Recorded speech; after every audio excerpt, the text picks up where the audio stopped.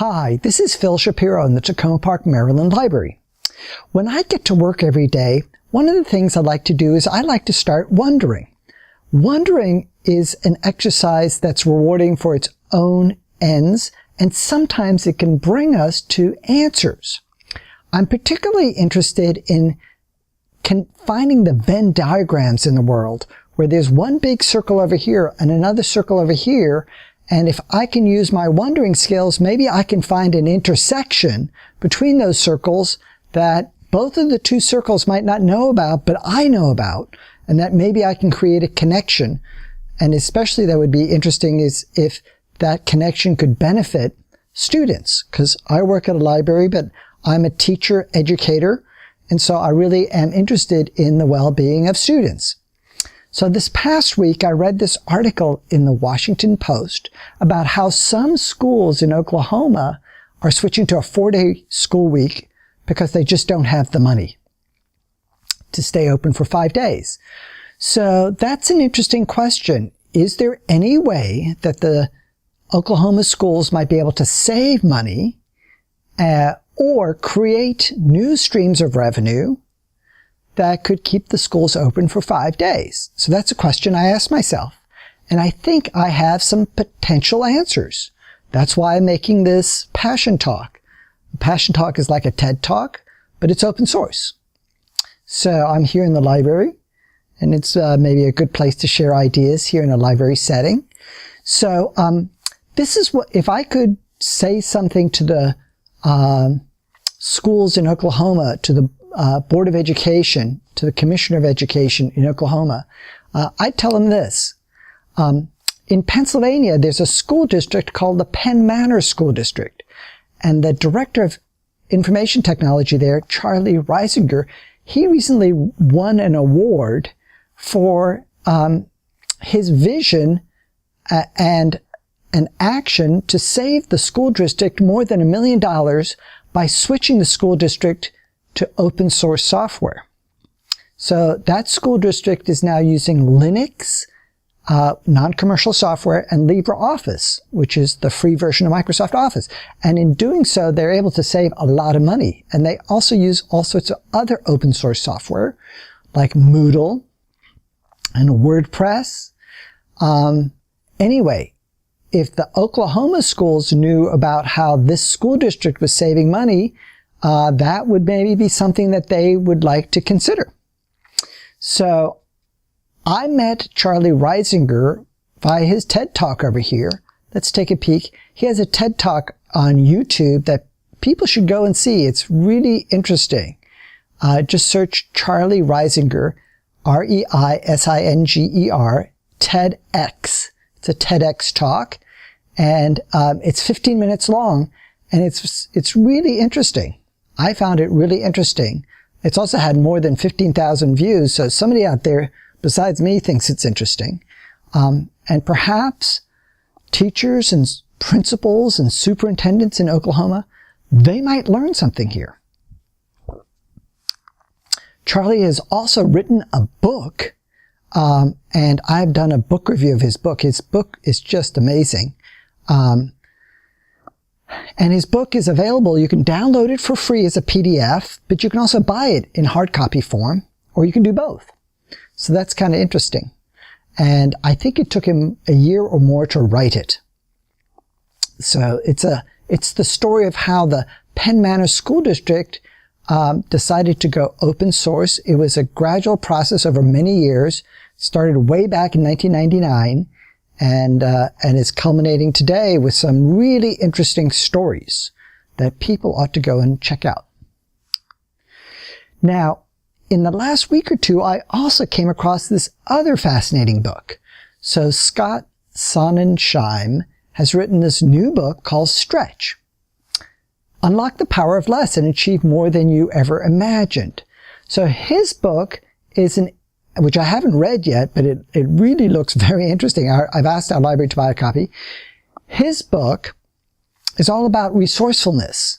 And I think the great value of his book is the use of the word stretch. So a stretch is when you use your creative imagination to extend resources in useful ways.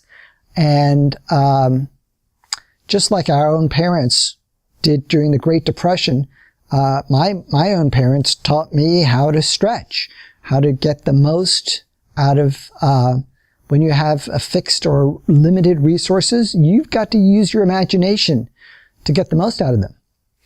And I'm doing that right now. At this very moment, I am getting the most out of some limited resources. This presentation, which is a 1080p video, it's a high definition video, I'm making it using an old laptop, an old ThinkPad, a Core2Duo. I purchased it for about $60 2 years ago, but this laptop is available for free these days. People give away Core2Duo laptops with Windows XP or Windows Vista on it. And I'm using Linux, the free and open source operating system. I'm using some software called Simple Screen Recorder. Simple Screen Recorder is also free. And then I have a Logitech webcam up there. Is a Logitech. I love Logitech webcams. And I've connected this laptop to a nice 23-inch monitor. So I'm recording the big monitor because I would like this video. It's going to go onto YouTube, but I could also make like a Blu-ray DVD out of it, or a regular DVD. But anyway, that was just a little aside that I love this concept of stretch, because school districts, we don't have any designated person within the school district whose sole job is to figure out ways of stretching resources. So that sometimes falls on the school superintendent, but the school superintendent's they've got plenty of other things to take care of besides thinking about stretching resources. So maybe we need to have a new designation. And for me, the word stretch in this book, I got so excited when I heard about this book because the word stretch here and the way it's being used, it brings to mind the word make that came out with the Maker movement and Make magazine in 2005. That was such an important word for our society. Now we have maker spaces. So words can sometimes liberate our minds. And I think this word stretch in this new book, which I haven't even read. I mean, I love this book. I haven't even read it yet. It shows how powerful the book is. So I recommend you ask your own public library to buy a copy of Stretch. Ask your school library, your college library. Now, another thing that I learned in the past few years is that in education, sometimes it's not as much the resources that you have that brings learning to students, but it's the process. So there's a lot of people talking about project-based learning and service learning. Over here, you've got to go watch Alan November, TEDx 2011. This is a really, really interesting video. He is one of the most bold and interesting and humane and compassionate educational thinkers from the Boston area. So go and listen to this and see, compare and contrast with Charlie Reisinger. You will see some interesting kind of overlaps in philosophy and in outcomes. Really, really positive outcomes for students. Now, I did a book review of his book. Most of my book reviews are in video format. So look it up on YouTube. Who Owns the Learning is the name of his book. It's a fabulous book. And I did a book review right here in the library. And you might not have seen this book review I did because I just uploaded it about 15 minutes ago. But this is also, there's a 2001 book called Socrates Cafe by Christopher Phillips, a philosopher and an educator from Philadelphia. And he also is all about process, about having discussions and promoting inquiry. So track down this book, Socrates Cafe. See if your library owns a copy. And maybe if they don't own a copy, see if you can find it secondhand to buy. I hope it comes back into print because this is a really, really interesting book. Take a look at my review. You'll understand why it's an interesting book. So one last thought that we need to think about if we want our Oklahoma schools to come, one last thought that we need to think about if we want our Oklahoma schools to come back to 5 days a week is we need to think about this. We need to be creating new revenue streams at the school. Get the schools a little bit entrepreneurial. Now listen to this. This sounds just a little wacky, but maybe it's a good idea. Here I am in a public library, and I'm sharing my ideas. Kind of like a TED Talk. I call it a passion talk. But how about if the school library had these kinds of events once a week, and they might charge people $100 to give a talk? So that if there's people in a community who want to give a talk, they could go down for 20 minutes, they could give a talk. So if you add up, this is after the end of the school, so it'd be evening hours, maybe from 7 p.m. to 10 p.m. 7 p.m. to 10 p.m., it's 3 hours.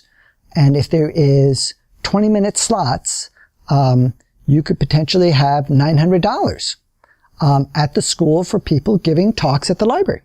And then the students, some of the students could help in the production, but it doesn't really require a lot of production, as you can see. I'm making this myself. You don't need really a producer. You just need somebody sort of comfortable with the technology. That is potentially one extra revenue stream. There's people out there with ideas they want to share. And it doesn't have to always be $100. It could be less. And you could even involve people in your community who are unemployed or homeless so that everybody gets a chance to share ideas. The ideas are shared in a library setting. People would kind of bring forth their best ideas. And isn't that a novel concept? Sharing ideas in a library setting. I know it sounds a little radical, but maybe it might work. We should maybe give it a try. This is Phil Shapiro.